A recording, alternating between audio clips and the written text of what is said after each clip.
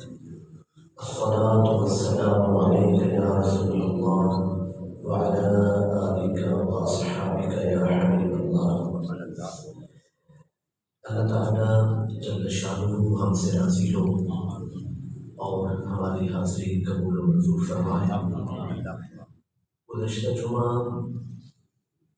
روزہ، فطرہ، فدیہ، تراویح، اعتکاف اور زکوٰۃ کے کافی مسائل بیان کرنے کی کوشش کی، لیکن احباب کے رابطے اور پھر دیگر سوالوں سے معلوم ہوا کہ شاید کچھ بھی بیان نہیں ہوا یا بہت کم بیان ہوا۔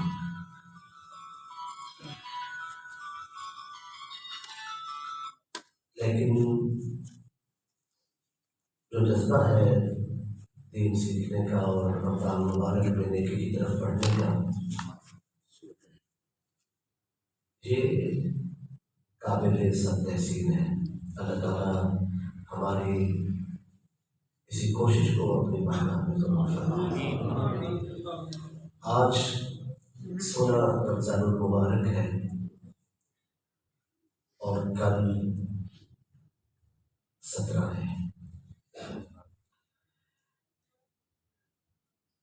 10 رمضان المبارک کو ام المؤمنین سیدہ خدیجہ الکبریٰ رضی اللہ تعالی عنہا کا یوم وصال ہے، اور 17 رمضان المبارک کو ام المؤمنین سیدہ عائشہ صدیقہ رضی اللہ تعالی عنہا کا یوم وصال ہے، اور پھر 21 رمضان شب قدر سرکار مولا علی مرتضیٰ کرم اللہ تعالی وجہہ الکریم کا یوم شہادت ہے۔ ماہ صیام میں بہت ساری نسبتیں اور موضوعات ایک دم جمع ہو جاتے ہیں، اور ان میں سے ہر موضوع کو مناسب وقت دینا بہت ضروری ہے۔ حاضرین، ام المؤمنین سیدہ عائشہ صدیقہ رضی اللہ تعالی عنہا وہ ہستی ہے کہ جب سے وہ پیدا ہوئی اور جب تک زندہ رہی، انہوں نے صرف ایک ہستی کا ذکر سنا ہے۔ جب ان کا ذکر سنا، جب ان کو سنا،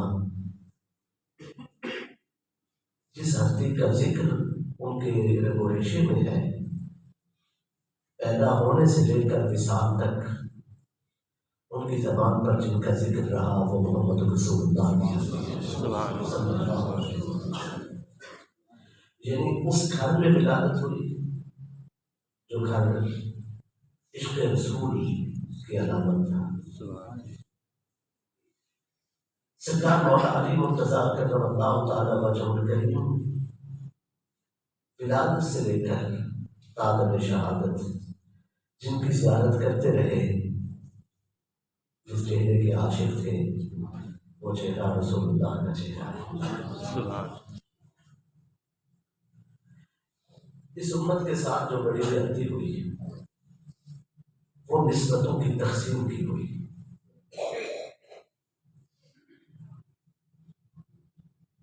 سیدہ عائشہ ام المؤمنین رضی اللہ تعالی عنہا قرآن مجید کی حافظہ ہے اور قاریہ ہے۔ انہیں قرآن کا حفظ حضور صلی اللہ علیہ وسلم نے خود کرایا ہے۔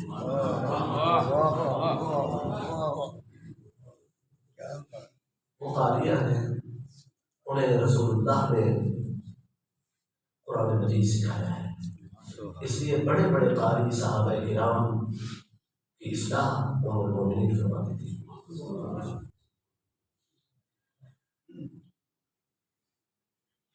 وہ عالمہ ہیں اور ان کا فتویٰ چلتا ہے، اور ان کا فتویٰ بڑے بڑے صحابہ کرام تسلیم کرتے ہیں۔ حاضرین، قرآن مجید کا اصول کیا ہے؟ قل ان کنتم تحبون اللہ، اے محبوب فرما دیجیے اگر تم اللہ سے محبت کرنا چاہتے ہو فاتبعونی، تو میری تابعداری کرو، یحببکم اللہ، میری غلامی کا نتیجہ یہ ہوگا کہ اللہ تمہیں محبوب بنا دے گا۔ سبحان اللہ، جو حضور کا غلام ہو وہ تو اللہ کا محبوب بن جاتا ہے، اور جو حضور کی محبوبہ ہو، سبحان اللہ، جو حضور کی محبوبہ ہو، ان کی قدر و منزلت کا عالم کیا ہوگا۔ یہ گھٹن سی جو پیدا ہو جاتی ہے بعض دلوں میں صحابہ کرام کے ذکر سے اور بعض دلوں میں اہل بیت کے ذکر سے، اس کا علاج بہت ضروری ہے، اور قرآن نسخہ کیمیا ہے، باعث شفا ہے۔ سیدہ ام المؤمنین عائشہ صدیقہ رضی اللہ تعالی عنہا صرف حافظ، قاری، عالمہ اور مفتی کے درجے پر فائز نہیں ہوئی، وہ مجتہدہ ہے، مجتہد ہے، ان کے اجتہاد کو شریعت میں خاص مقام حاصل ہے۔ حاضرین، حضور صلی اللہ علیہ وسلم کے پیچھے سب سے زیادہ نماز پڑھنے والی ہستیوں میں سے ایک ہے۔ سرکار فرض نماز پڑھاتے مسجد میں، یہ حجرے میں حضور کے پیچھے نیت کرتی تھی، سبحان حضور کے پیچھے نماز پڑھتی تھی۔ سرکار رات کو عشاء کے بعد نفل نماز شروع فرماتے ہیں، نفلی نماز میں سرکار کے پیچھے کھڑی ہوتا ہے، اور ایک ہی رات میں سرکار صلی اللہ علیہ وسلم سورہ بقرہ، سورہ آل عمران اور سورہ النساء کی تلاوت کرتے ہیں، اور یہ حضور کے پیچھے نماز کی نیت کر کے نفلی نماز میں کھڑی رہتی ہے۔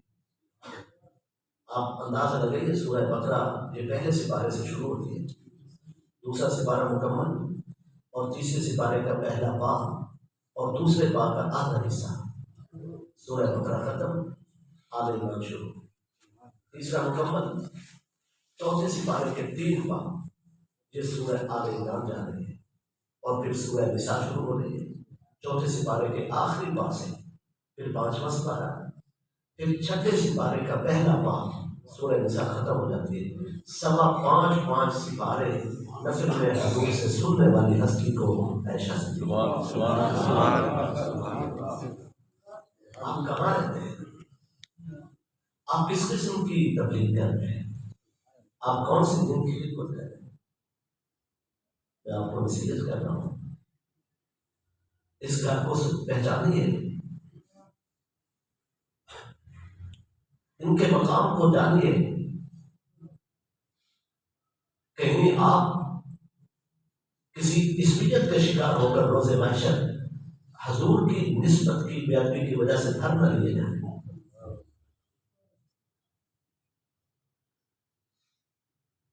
وہ محبوبہ ہے، محبوب خدا ہے، اور ادھر مولا علی مرتضیٰ کرم اللہ تعالیٰ وجہ کریم جامع رسول ہے، نفس محمد ہے، سبحان اللہ، سبحان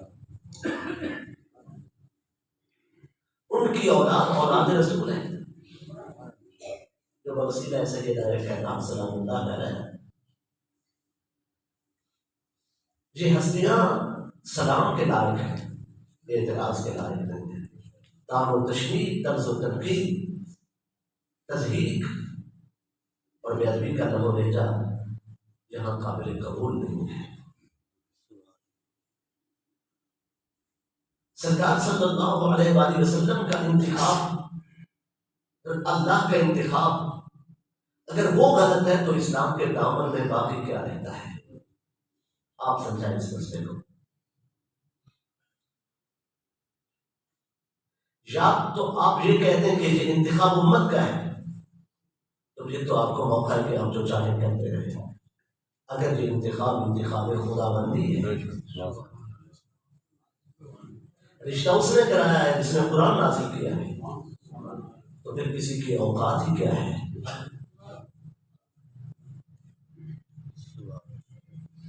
توجہ فرمائیں۔ اور ام المؤمنین سیدہ عائشہ صدیقہ رضی اللہ تعالیٰ عنہ کا کمال علم یہ ہے کہ تلاوت قرآن سے لے کر ادائیگی تلفظ لب و لہجہ سے لے کر معنی و مفاہیم تک صحابہ کرام کی طرف رجوع کرتے رہے۔ احادیث طیبہ میں انہیں خاص عرفان حاصل تھا، خاص عرفان حاصل تھا۔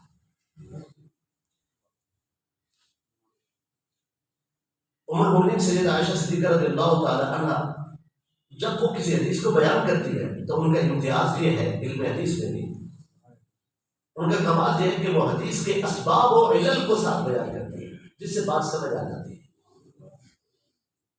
میں آپ کو مثال کے لیے عرض کرتا ہوں، جب وہ حدیث بیان کرتی ہے تو سبب کو بیان کرتی ہے، وجوہات کو بیان کرتی ہے، کس ماحول میں حضور نے یہ فرمایا، کس کے لیے فرمایا، پھر کوئی مشکل اور دقت پیدا نہیں ہوتی۔ قرآن مجید کی آیات میں ہم شان نزول کو ڈھونڈتے ہیں اور حدیث مبارکہ کے ضمن میں ہم اسباب الحدیث کو ڈھونڈتے ہیں، اس سے معانی کو سمجھنے میں آسانی ہو جاتی ہے۔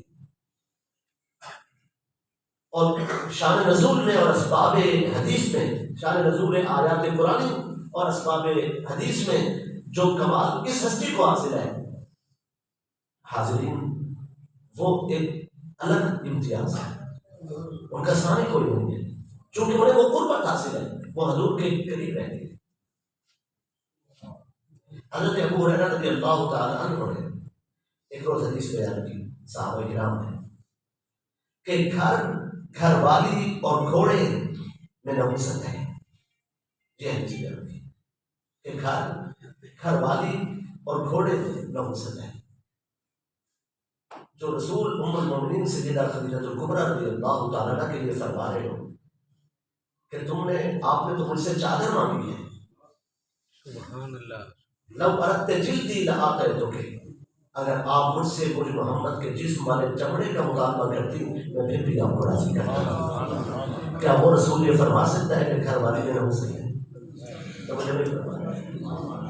یہ فرمان حضرت ابو ہریرہ رضی اللہ تعالیٰ عنہ نے بیان کیا کہ گھر والی اور گھوڑے میں نحوست ہے۔ کسی نے آ کر ام المؤمنین سیدہ عائشہ صدیقہ رضی اللہ تعالیٰ عنہ سے عرض کی کہ ابو ہریرہ یہ روایت بیان کریں کہ حضور کا یہ فرمان ہے۔ آپ نے فرمایا کہ ابو ہریرہ سے جا کے کہہ دو انہوں نے پورا فرمان نہیں سنا۔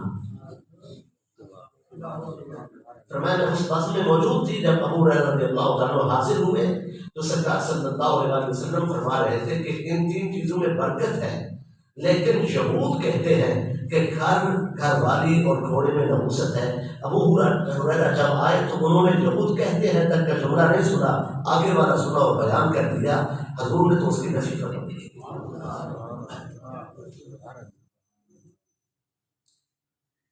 یہ سبب حدیث سے یہ معلومات حاصل ہوتی ہے۔ آپ نے نسبتوں کو ٹکرا کے کون سا دین سیکھ رہے ہیں، کیا سکھا رہے ہیں؟ ایک شخص کے گھر سرکار صلی اللہ علیہ وسلم تشریف لے گئے۔ یہ جو بیل ہل کے لیے استعمال ہوتے تھے، ان کے لیے جو اوزار اور آلات استعمال ہوتے تھے، آلات، وہ اسے ہل اور پجالی کہتے ہیں۔ ہل پجالی سرکار صلی اللہ علیہ وسلم دیکھے کہ کسان کے گھر میں پڑی تھی۔ سرکار نے ارشاد فرمایا، اب یہ حدیث عام طور پہ ہمیں بھی سنا جاتی ہے کہ جس گھر میں ہل پجالی ہو تو اس گھر سے غربت کو کوئی نہیں نکال سکتا۔ اب یہ حدیث ہے کہ جس گھر میں ہل پجالی ہو تو غربت کو کوئی نہیں نکال سکتا۔ آپ سبب حدیث جانے بغیر مفہوم تک نہیں پہنچ سکتے۔ تو اب اس کے ظاہری جو مراد لی جا رہی ہے اس سے تو یہ پتہ چلتا ہے کہ یہ شاہنشاہت کا پیشہ غربت کے ساتھ وابستگی کا پیشہ ہے۔ اگر اسے مان لیا جائے تو یہ حقیقت کے خلاف ہے۔ نہ کوئی خاندان ترقی کر سکتا ہے، نہ کوئی ملک ترقی کر سکتا ہے۔ آدم علیہ السلام کا پیشہ، ادریس علیہ السلام کا پیشہ، موسیٰ علیہ السلام کا پیشہ،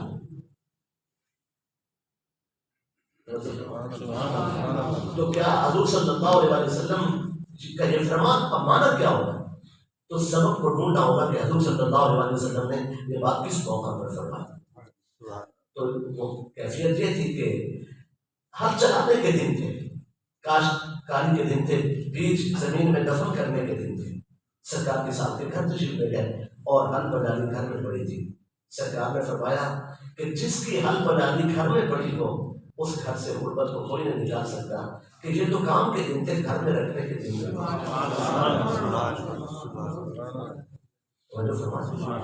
سبب سے یہ معلوم ہو جاتا ہے کہ فرمان کس موقع پر ہوا، کیوں کر ہوا، کس کے لیے ہوا۔ کچھ چیزیں خاص ہوتی ہیں، تخصیص کے ساتھ ہوتی ہیں، کسی کے لیے ہوتی ہیں۔ حضور صلی اللہ علیہ وسلم نے کسی کے لیے، کسی ایک کے لیے وہ رخصت دے دی۔ اب اس کے لیے بھی سمجھنے کی ضرورت پڑے گی کہ کس کے لیے فرمایا۔ یہ علم تھا ام المومنین سیدہ عائشہ صدیقہ رضی اللہ تعالیٰ عنہ کا، کہ جب حدیث بیان کرتے کم و بیش 2210 روایات آپ سے مروی ہے رسول اللہ کے فرامین احادیث طیبہ، مگر آپ جب بھی ان کی روایت کردہ حدیث کو دیکھیں گے آپ سبب کو ساتھ پالیں گے۔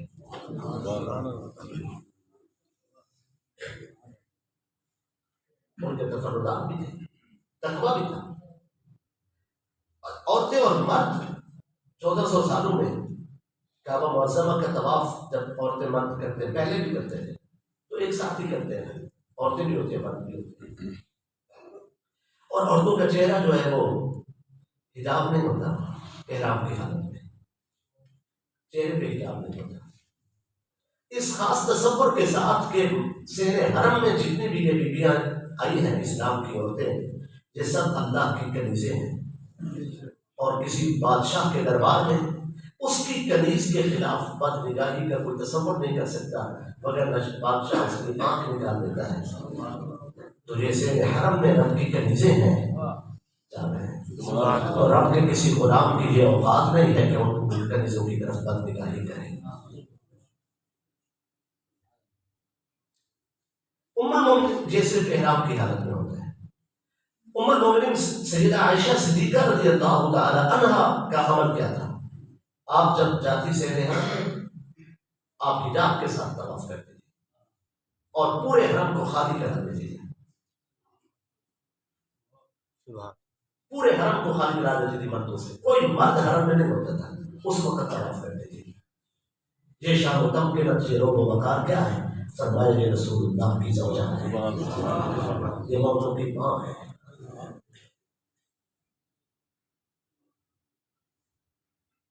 ان کے تفردات بھی ہیں، ایسے بھی فتاوی کے موجود ہیں جہاں ان کی تنہا ایک کی رائے ہے، ان پر سلام ہو۔ ان کے لیے سورہ نور کی مبارک آیات اتری ہے۔ ہوا کیا ہے؟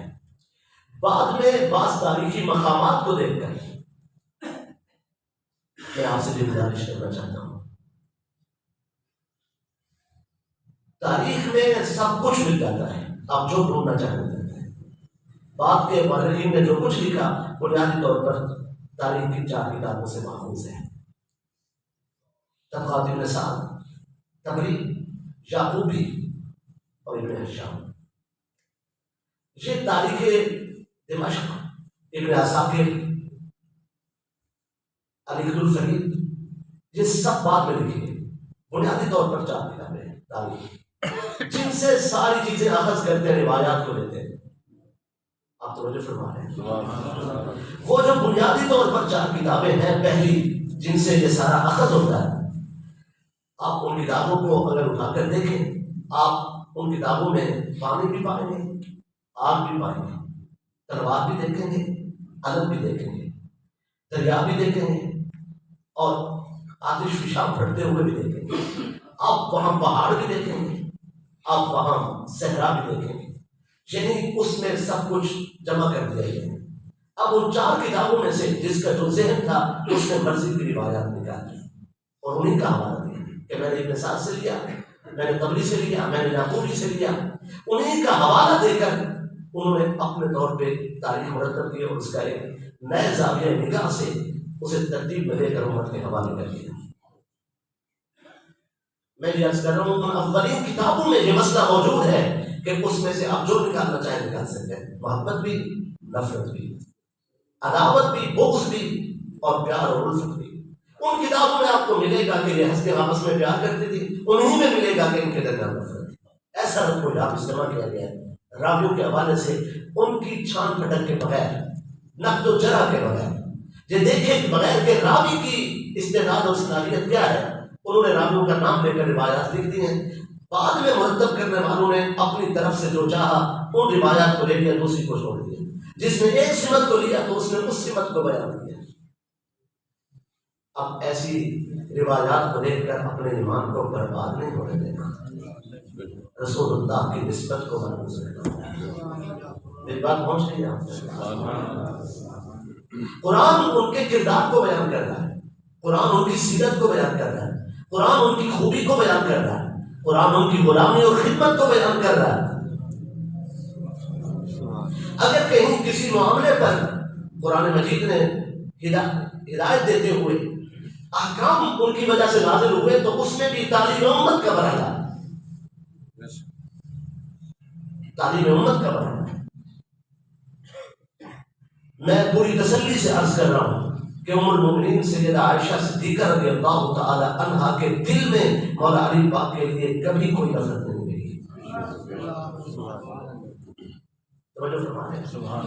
وہ جو جنگ کا مسئلہ ہے اس میں آپ دونوں طرف سے روایات کو مستقل طور پر پائیں گے، دونوں طرف سے پائیں گے،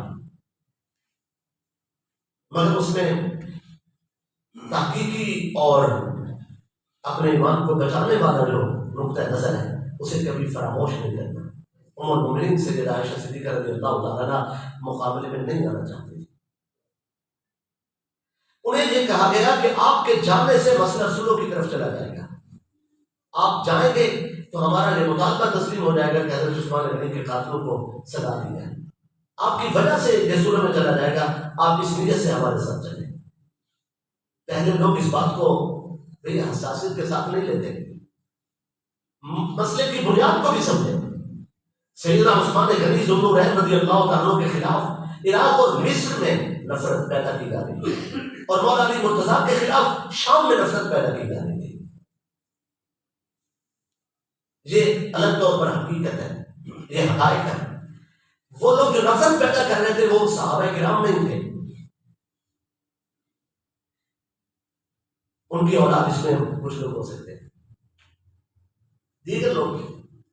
ایک طرف عراق اور مصر اور ایک طرف شام، تعصب ابھر رہا تھا۔ ایسے حالات میں ام المؤمنین سیدہ عائشہ صدیقہ رضی اللہ تعالیٰ عنہ کا نکلنا اس ذمن میں تھا کہ میرے جانے سے اگر مولا علی پاک یہ تسلیم کر لیں کہ قاتلین عثمان سے بدلہ لیا جائے، انہیں سزا دینے کے لیے آماد ہو جائے، امت میں صلح ہو جائے، اس نیت سے چلی۔ مسئلے کی بنیاد کو کمزور نہ سمجھا جائے۔ حضرت عثمان غنی کے خون کا بدلہ یہ مطالبہ بالکل شریعت کے تقاضوں کے مطابق تھا، اس میں کوئی خطا نہیں ہے۔ پتہ ہے وجہ کیا ہے؟ کہ حضرت عثمان غنی رضی اللہ تعالیٰ زندہ تھے، سرکار نے 1400 صحابہ کرام سے شہادت کا حلف لیا۔ مکہ مکرمہ میں حضرت عثمان غنی تھے، سرکار نے حدیبیہ کے مقام پر کم و بیش 1400 صحابہ کرام سے یہ حلف لیا کہ اگر عثمان کو شہید کر دیا گیا تو ہم بیعت کرتے ہیں، بیعت جہاد ہے، بیعت شہادت ہے کہ ہم اپنی جانیں لٹائیں گے۔ وہ صحابہ کرام ان میں سے زندہ تھے، جان رہے ہیں، اور فرمان زندہ تھا، تو ان کی شہادت کے بدلہ لینے کی بات تو حدیبیہ کے مقام پر ہو چکی تھی۔ اس میں آپ سمجھ سکتے ہیں کہ صحابہ کرام کا جذبہ کیا تھا۔ وہ تائید حق کرنے والے لوگ تھے، ان کے سامنے کوئی بڑی شخصیت بھی ہوتی تو ان میں ایک خاص جذبہ تھا شریعت پر عمل کرنے کا، جس بات کو حق سمجھتے تھے اس کے لیے تلوار نکال لیتے تھے۔ آپ ان کے جذبے کو تو نہیں ٹھکرا سکتے، انکار نہیں کر سکتے، اس پر تنقید کا حق بھی نہیں ہے آپ کو۔ وہ عاشق رسول تھے، سبحان اللہ۔ تو جب یہ کہا جائے کہ آپ کے جانے سے صلح ہوگی، آپ چل نکلے۔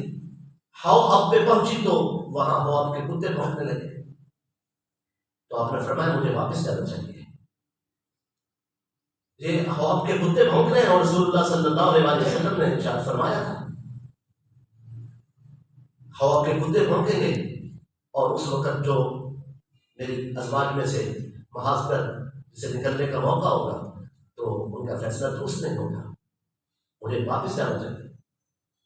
تو ان لوگوں نے کہا نہیں، یہ وہ مقام نہیں ہے، یہ وہ موقع نہیں ہے، اس موقع کے لیے نہیں فرمایا تھا۔ تو مسئلے میں اشتباہ ڈال دیا گیا، میدان میں پہنچی تو جب جنگ کے بعد صلح ہو گئی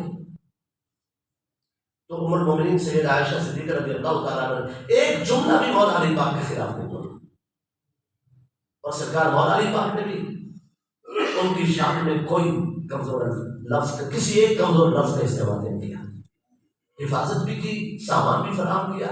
یقیناً علی کا حق پر ہونا، اس پہ کسی دلیل لانے کی ضرورت نہیں ہے، میرے رسول کا فرمان کافی ہے۔ انہیں عزت کے ساتھ واپس پہنچایا، لیکن میں یہ گزارش کر رہا ہوں کہ اگر ان کے دل میں نفرت ہوتی، اگر وہ مولا علی پاک کے لیے دل میں نفرت رکھتی تو اس جو معاملہ تھا، سفر تھا، اس کے بعد وہ کبھی بھی مولا علی پاک کے ساتھ صلح نہ کرتے، یہ محاذ بننا ہوتا۔ کوئی ایک روایت بھی ثابت نہیں کرتی کہ ام المومنین نے کبھی مولا علی پاک کی شان مبارک میں کوئی کمزور لفظ کہا۔ یہ بالکل امت کے لیے شرح صدر کے ساتھ مسئلہ بیان کرنے کی ضرورت ہے کہ ام المومنین سیدہ عائشہ صدیقہ رضی اللہ تعالی عنہا کو زندگی بھر اس بات کا دکھ رہا کہ وہ مولا علی کے مقابلے میں کیوں آئی، چاہے اس کی وجہ کچھ بھی ہو، اسباب و علل کچھ بھی ہو، کہنے والوں نے کچھ بھی کہا ہو، بہانہ صلح کا ہو، اس بات پہ انہیں گہرا احساس رہا۔ میں گہرے احساس کا لفظ ان کی تعظیم میں عرض کر رہا ہوں۔ شدت کے ساتھ یہ احساس رہا کہ انہیں نہیں جانا چاہیے تھا، لیکن مولا علی کو اپنے کسی عمل پر ایک لمحے کے لیے بھی کبھی افسوس نہیں رہا کہ انہیں ایسا نہیں کرنا چاہیے تھا۔ جہاں سے یہ بات واضح ہوتی ہے کہ تائید حق اور تائید توحید، تائید نبوت و رسالت جس ہستی کے ساتھ تھی، اس ہستی کو علی کہتے ہیں۔ ہم جس چیز کو رد کر رہے ہیں وہ توہین ہے، اہانت ہے۔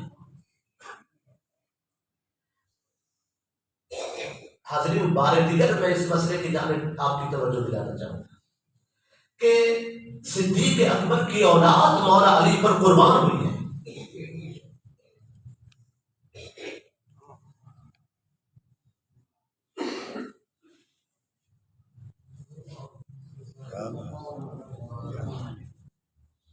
توجہ فرمائیں۔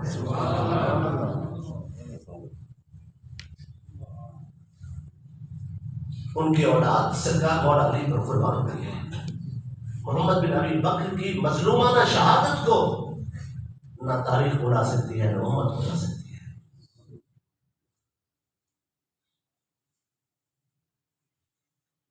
وہ وارفتہ محبت علی تھے۔ خود ام المومنین سیدہ عائشہ صدیقہ رضی اللہ تعالیٰ عنہ کے پاس، ہمارے پاس متعدد دلائل موجود ہیں کہ جب کوئی شخص مسئلہ پوچھنے کے لیے آیا تو آپ نے اسے فرما دیا کہ جاؤ علی سے پوچھ لو۔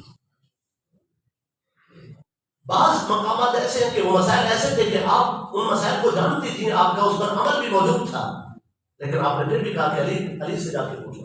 یہ کیوں فرماتی تھی؟ اس لیے فرماتی تھی کہ آنے والے کی طبیعت کو جان لیتی تھی، اسے صرف مسئلہ معلوم نہ ہو، اسے علی کا دروازہ بھی معلوم ہو جائے، تاکہ علی کی ضرورت کا انکار نہ ہو۔ وقت ساتھ نہیں رہتا، وقت بالکل منزل پہ پہنچ جاتا ہے۔ حاضرین، میں صرف ایک مثال بیان کرنا چاہوں گا، متعدد مثالیں میرے اس وقت گوشہ حفظ میں محفوظ ہے کہ میں عرض کر سکتا ہوں کہ آپ نے کس چیز کو کہا۔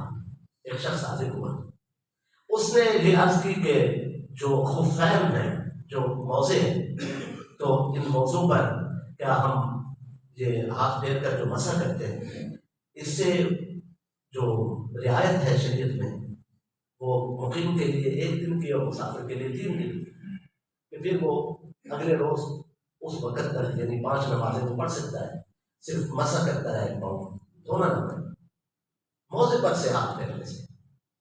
اس نے مسئلہ پوچھا کہ اس کی کیا؟ آپ نے فرمایا یہ علی سے جا کے پوچھا۔ یہ ایسا مسئلہ ہے جو سرکار اس پر روزانہ عمل کرتے تھے۔ بھی وہ حضور کے لیے وضو کا پانی لاتی تھی، سرکار کے سرانے رات کو مسواک رکھتی تھی، سرکار کے ساتھ پینے کے لیے پانی رکھتی تھی، حضور کے لیے پانی میں کھجوریں ڈال کر الگ اہتمام کے ساتھ رکھتی تھی، وہ سرکار کے لیے سرما رکھتی تھی، وہ حضور کے نالین اور پاپوش کو سنبھال کے رکھتی تھی۔ وہ اپنے دامن سے سرکار کا پاؤں سرکار کے ڈالا ہے.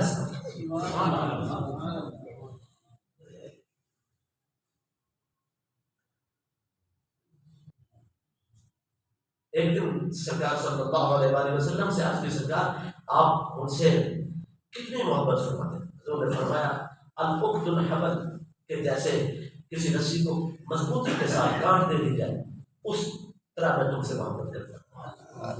اور پھر کبھی موقع ہوتا تو عرض کرتے سرکار آج کل اس رسی کی گانٹھ کا حال کیا ہے؟ سرکار فرماتے وہ بڑی مضبوط ہے.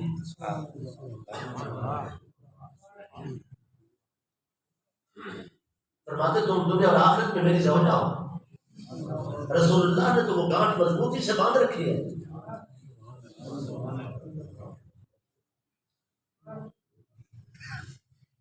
فرماتے مسئلہ علی سے جا کے پوچھ لو.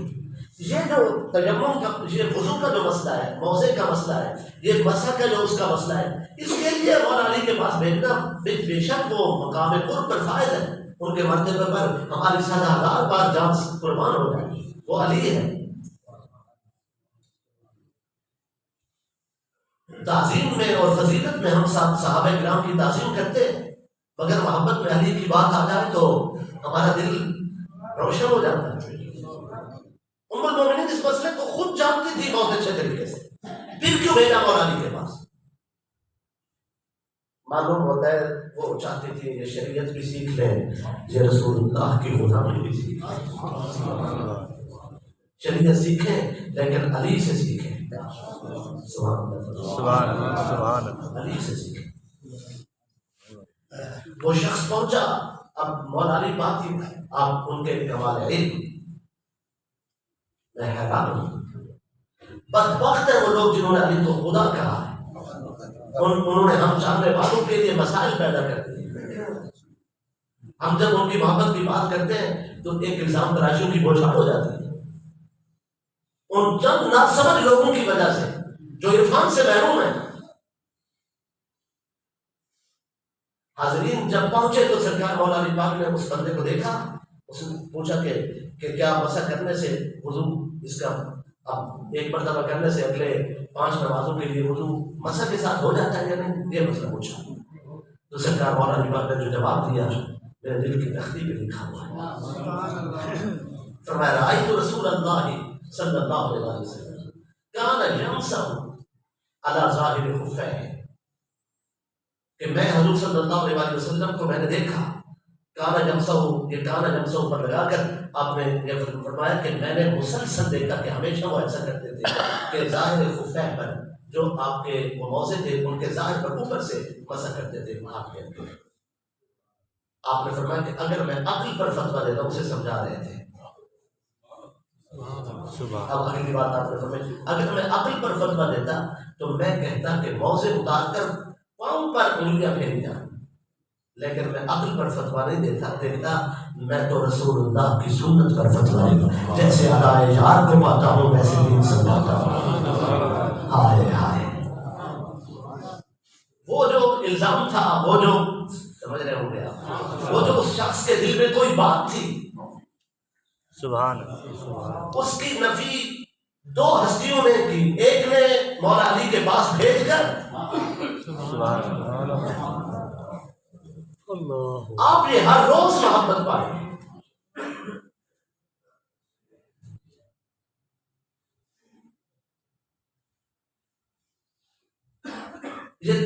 یہ مدینہ پاک کی یہ عادت ہے یہ ریت ہے یہ تاریخ ہے یہ ان کی سیرت ہے یہ ان کا کردار ہے. آپ کبھی تعصب کی احرت اتار کر اتنے ہستیوں کی طرف نظر کریں آپ کو معلوم ہوگا کہ وہ کیا ہے وہ کون ہے.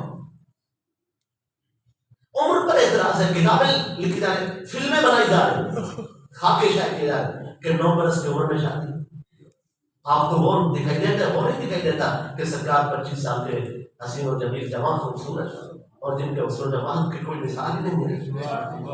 بے شک ملکۃ العرب حضور کے لیے اللہ نے ان کو پسند کیا. میں ہم ان کی گردراہ کو سلام کرتے ہیں. خدیجہ ہے حضور کی ساری نسل مبارک کی ماں ہے رضی اللہ عنہ. ان کی عمر 40 برس اور سرکار کی عمر مبارک 25 برس ہے. اور یہاں دین سکھانے کے لیے امہات المومنین جنہوں نے لمبی عمر پائی دین سکھایا، واضح ہو گیا کہ حضور نے ان کے ساتھ رشتہ کیوں کیا تھا. ان میں سے ہر ایک خاتون الگ طور پر کوئی نہ کوئی صلاحیت میں رہتی تھی. جواب کا وقت نہیں ہے، سوال کو اٹھا بیٹھتے ہیں، جواب کا وقت نہیں ہے. سیدہ عائشہ صدیقہ ام المؤمنین رضی اللہ تعالیٰ عنہ امت کی تعلیم کے لیے رشتہ، لیکن آپ کو وہ رشتہ یاد نہیں ہے جو صفیہ بنت حیی بن اخطب رضی اللہ تعالیٰ عنہ ام المؤمنین، حضور نے ان سے بھی رشتہ فرمایا. جب سرکار نے صفیہ سے نکاح فرمایا، ان کی عمر مبارک صفیہ کی 17 برس تھی، اور ان کی 17 برس کی اس عمر میں 2 شادیاں پہلے ہو چکی تھی. چونکہ وہ یہود سے آئی تھی تو وہاں کوئی فلم نہیں بنی، وہاں خاکہ شہر نہیں ہوا، اس پر اعتراض نہیں ہوا. جو 17 برس کی عمر میں ان کی 2 پہلے شادیاں ہو چکی تھی، اس پہ آپ کی زبان کیوں بند ہے؟ میں اسلام کے دشمنوں کی بات کر رہا ہوں، یہود اور یہود نواز اور وہ ملحد، وہ الحادی نظریات رکھنے والے ہمارے جوانوں کے ذہن کو خراب کرنے والے. میں آپ کو نصیحت کرتا ہوں، اپنی نسل کی بقا چاہیے تو صرف عشق رسول سے وابستہ ہے.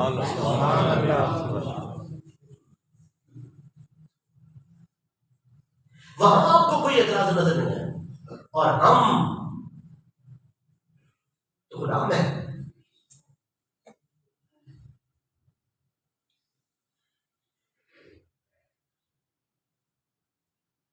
حضور صلی اللہ علیہ وسلم نے سرکار نے فرمایا یہ ہارون کی نسل سے ہے صفیہ،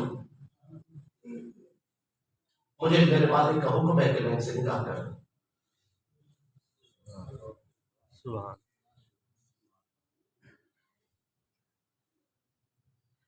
یہ امہات المومنین ہیں، ازواج مطہرات ہیں، ان میں سے ہر ایک کے الگ الگ اوصاف اور صفات ہیں. حاضرین محترم اور سرکار مولا علی پاک، چونکہ ہمارے پاس آج موقع ہے اور پھر رمضان مبارک میں اگلے جمعہ پر میری چھٹی ہوگی. 30واں روزہ ہوگا تو ضرور رمضان کی حاضری ہوگی، نہیں تو عید کا دن ہوگا. اللہ تعالیٰ بہتری فرمائے. کسی شک و تردد میں مبتلا ہونے کی ضرورت نہیں ہے. جیسے چاند کا فیصلہ ہوا ہے اسی کے مطابق شب قدر بھی بناتے ہیں، سلسلے کو آگے چلاتے ہیں. جن کی ذمہ داری ہے وہ نبھائیں گے. میں نے آپ کی پریشانی کو کم کیا ہے.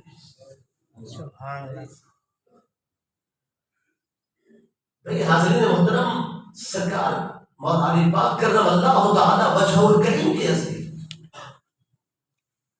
اگر ہم ان سے محبت کرتے ہیں تو ہمارے مہربان حضرات کو یہ تسلیم کر لینا چاہیے کہ اپنے آپ کو اہل سنت کہلوانے کے لیے، جسٹیفیکیشن کے لیے، اپنی صفائی دینے کے لیے آپ ہمیں مجبور نہ کیا کریں کہ ہم صحابہ کرام سے محبت رکھتے ہیں.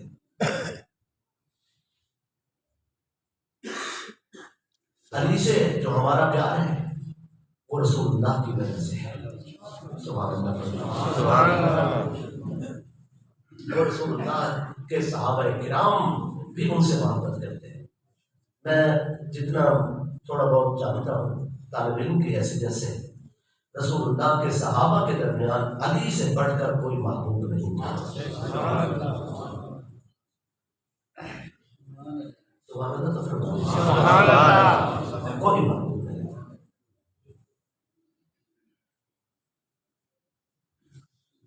سچ فرمایا رسول اللہ صلی اللہ علیہ وسلم نے فرمایا یا علی ان فیک مثل عیسیٰ، اے علی تیرے اندر عیسیٰ علیہ السلام کی مثال موجود ہے.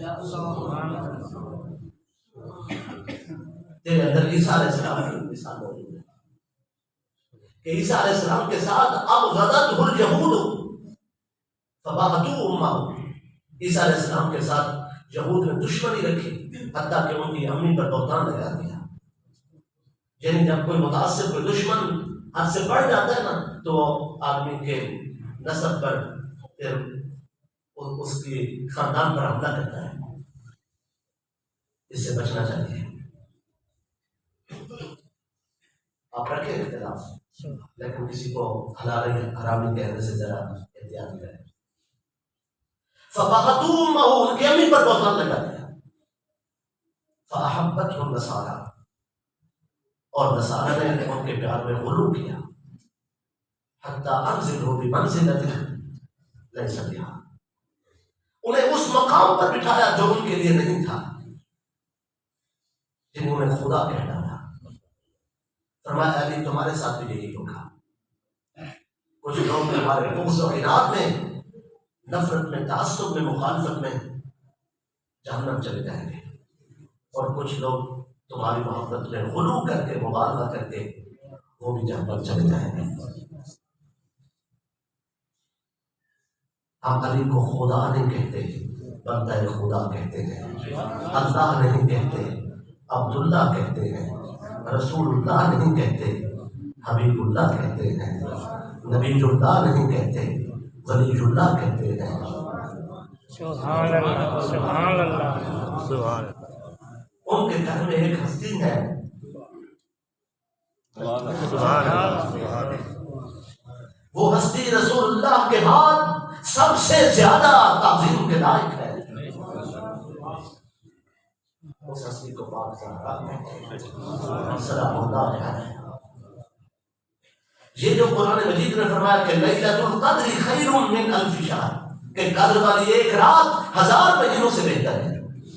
اس کی ظاہری روایت یہی ہے کہ آخری عشرے کی راتوں میں سے ایک رات ہے جو 1000 مہینوں کی عبادت سے اس ایک رات کی فضیلت زیادہ ہے، برابر نہیں ہے. 1000 مہینوں سے زیادہ ہے. اس کی تلاش کا حکم دیا گیا ہے، 5 راتوں میں سے ایک رات ہے. اس کی متعدد تفاصیل میں سے ایک تفسیر یہ بھی ہے کہ بنو امیہ کے حکمرانی کے ایام وہ کم و بیش 1000 مہینے ہیں. 83 سال بنو امیہ نے حکومت کی. بنو امیہ کی حکومت 83 سال ہے، اور سرکار مولا علی پاک کی شہادت وہ 21 رمضان شب قدر کو ہے. تو قرآن میں فرمایا لیلۃ القدر خیر من الف شہر. علی کی ایک شب شہادت بنو امیہ کے 1000 مہینے کی حکومت سے زیادہ ہے. میں آپ سے پوچھ سکتا ہوں جن کی شب شہادت 1000 مہینے کی حکومت سے زیادہ فضیلت رکھتی ہو، ان کی شب ہجرت کس فضیلت کی؟ سبحان اللہ سبحان اللہ. ان کی زندگی کی ہر شب آخری لمحات تھے. اس الغابہ فی معرفت الصحابہ کی روایت ابن اسد جزری نے اس کو دیا. آپ کے ایک غلام ہے، خادم ہے، وہ چاہنے والے ہیں. ہم تو کچھ بھی نہیں ہیں.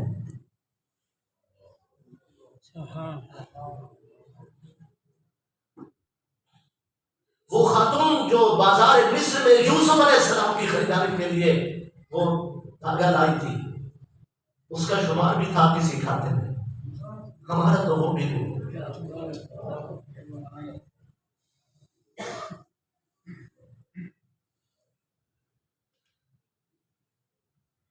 وہ غلام تھا، اس کا نام تھا عمر، وہ تابعی تھے. عمر جو صحابی رسول ہے رضی اللہ تعالیٰ وہ الگ ہے. یہ عمر ہے، تابعی ہے، اور مولا علی پاک کے غلام ہے، اور وہی ہے. انہیں چاہنے والے عاشق ہیں. ظاہر ہے نا؟ وہ انہیں پتہ چلا کہ سرکار کو زخم ہے، تکلیف ہے، آ رہے ہیں. چند مہینے پہلے کی بات تھی. آپ کو بخار ہے، کسی نے عرض کی سرکار آپ بہت شدت سے بخار ہے. فرمایا آپ غم نہ کھائیں، میں اس بخار سے اس دنیا سے نہیں جانے والا. میرے رسول صلی اللہ علیہ وسلم نے فرمایا تھا یا علی تم اس حال میں رب کے پاس حاضری دو گے کہ تمہارے سر کا خون تمہاری داڑھی پر خزاں بن کر آئے گا.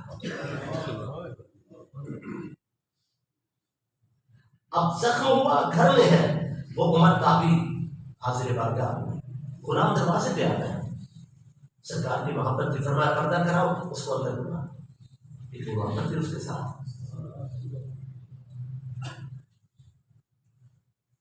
اندر آ کے وہ حاضر ہو گئے. وہ قریب بیٹھا. آداب اعتبارداری کے عادت تھے. اور ان لوگوں سے بہتر کوئی نہیں جان سکتا تھا۔ اس نے نگاہ کی خیرات مانگی، قریب ہو کے بیٹھ گیا، اور پھر آپ نے اسے کیفیت بتاتے ہوئے آپ نے اپنی دستار مبارک کھولی، دستار کھولی اور پٹی کھولی۔ جو زخم تھا وہ تھوڑا مائل بسرخ ہو رہا تھا، تو اس نے دیکھتے ہی یا آداب تیمارداری کے ساتھ کہا، یا جو اس کو معلومات تھی اس کے مطابق اس نے عرض کی، سرکار یہ زخم ٹھیک ہو رہا ہے، آپ صحت مند ہو جائیں گے، آپ روح بصیرت ہیں، انشاءاللہ آپ بہت جلد سرکار عنقریب آپ پھر ہمارے درمیان اسی طرح ہوں گے۔ آپ نے تبسم فرمایا تم کچھ اور دیکھ رہے ہو، میں کچھ اور دیکھ رہا ہوں۔ فرمایا یہ زخم ٹھیک نہیں ہو رہا، یہ مالک نے ملاقات کا پیغام بھیجا ہے۔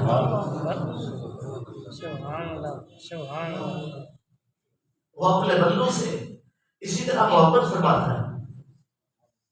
اس نے علی کو اپنی محبت کے لیے چنا، پیغام آیا ہے، ہم اس کے حضور میں حاضر ہو رہے ہیں۔ اور پھر آپ نے ارشاد فرمایا، چند لمحوں میں ارشاد فرمایا کہ میں دیکھ رہا ہوں، فرمایا انبیاء کرام میرے سامنے ہیں،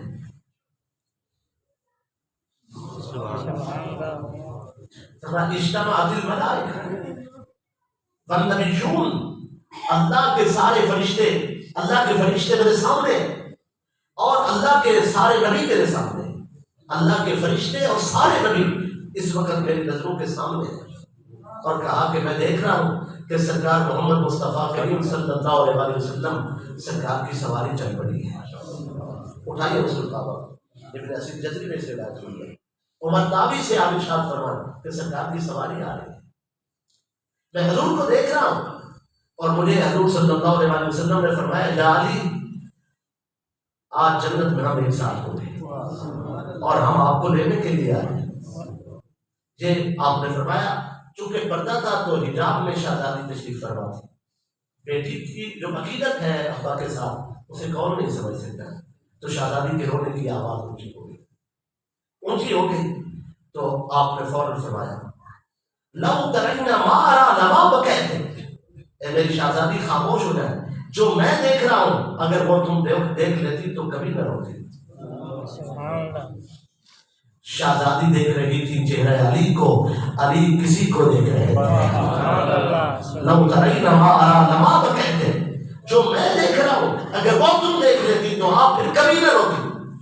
عمر اس تابعی نے عرض کی، سرکار نے فرمایا رسول اللہ کا مقتدی انبیاء کرام ملائکہ میرے سامنے ہے، آپ کا یہ فرمانا تھا۔ حاضرین محترم، اس سے یہ بات معلوم ہو گئی کہ علی علی ہے، انہیں لینے کے لیے رسول آتے ہیں۔ اگر بھئی یہ روایت اسلام کے دامن میں محفوظ نہ ہوتی تو ہمیں کربلا پڑھتے ہوئے بہت دقت محسوس ہوتی۔ میں یہی کیفیت کربلا میں دیکھ رہا ہوں، ادھر کوئی سجدے میں ہے، کوئی لینے کے لیے آ رہا ہے۔ یہ اہل بیت ہے، یہ رسول اللہ کا گھرانہ ہے۔ ہم نمازوں میں، روزے میں کیسے بھول جائیں اہل بیت کو؟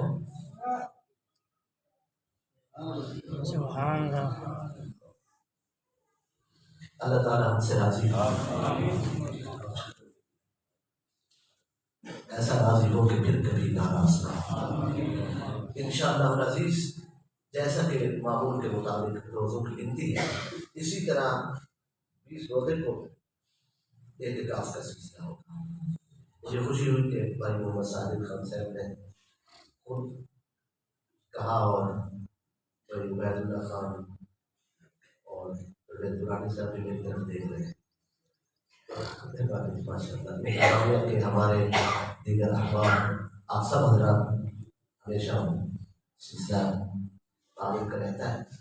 کوئی صرف درخواست یہ ہے کہ آپ میں سے جتنے حضرات بھی اعتکاف کے لیے آنا چاہیں تو ضرور اور وقت بتا دیں گے تو آپ کی مہربانی ہوگی، نہ بتا سکیں پھر بھی کوئی مسئلہ نہیں، ہم حد الوسع خدمت کی کوشش کریں گے، اور اس کے لیے جو مناسب پردے کا، حجاب کا، دیگر جو انتظام ہوگا جو ہم سے ہو سکے گا اس کے لیے حاضر ہیں۔ اور پھر ہماری کوشش اور خواہش یہی ہے کہ نفلی عبادات میں آپ کو زیادہ کوئی پابند نہ کیا جائے، کوئی تکلف میں نہ ڈالا جائے، آپ اپنی مرضی کے مطابق، معمول کے مطابق شیڈول بنا کر خود تشریف لائیں کہ آپ نے کتنا تلاوت کے سلسلے کو جاری رکھنا ہے، مسائل کو کتنی دیر میں سیکھنا ہے، اور باقی نوافل کتنے ادا کرنے ہیں، اس سے آپ کو آسانی رہے گی۔ اگر ہم یہاں کوئی کلاس لگا لیں اور کوئی اس طریقے کا، تو پھر اس میں آپ کو زیادہ دقت ہوگی اور لطف نہیں ہوگا آپ کے اعتکاف میں۔ آپ بھی کوشش فرمائیں کہ موبائل وغیرہ کی مصروفیات کو جتنا ممکن ہو کم کر کے تشریف لائیں۔ کوئی ہم آپ پر شریعت سے ہٹ کر تو پابندی لگانے کا سوال سوچ نہیں سکتے، کوئی پابندی نہیں ہے آپ پر، آپ جیسے ادب سمجھتے ویسے کریں۔ اور جو اس سلسلے میں دیگر دشواری لوگوں کو کھانے پینے کے بارے میں، تو وہ بھی آپ ضرور آگاہ فرمائیں۔ اگر آگاہی نہیں بھی ہوگی تب بھی خدمت ہو جائے گی، کوئی اس میں مسئلہ نہیں ہے۔ ثواب کا پچھلے جمعے میں بھی کافی ذکر ہوا تھا، فضائل بیان کرنے کا اب وقت نہیں ہے، لیکن پچھلے جمعے بیان ہو چکا ہے۔ تاہم آپ خود جانتے ہیں کہ یہ بڑی فضیلت والا عمل ہے، موسم بھی بہت ساتھ دے رہا ہے۔ آپ ضرور اس میں جوان حضرات سے کہوں گا کہ وہ توجہ فرمائیں۔ جو کم عمر بچے ہیں ہم انہیں روک تو نہیں سکتے، لیکن اگر مناسب ہو تو وہ اپنے والد کو ساتھ بٹھائیں۔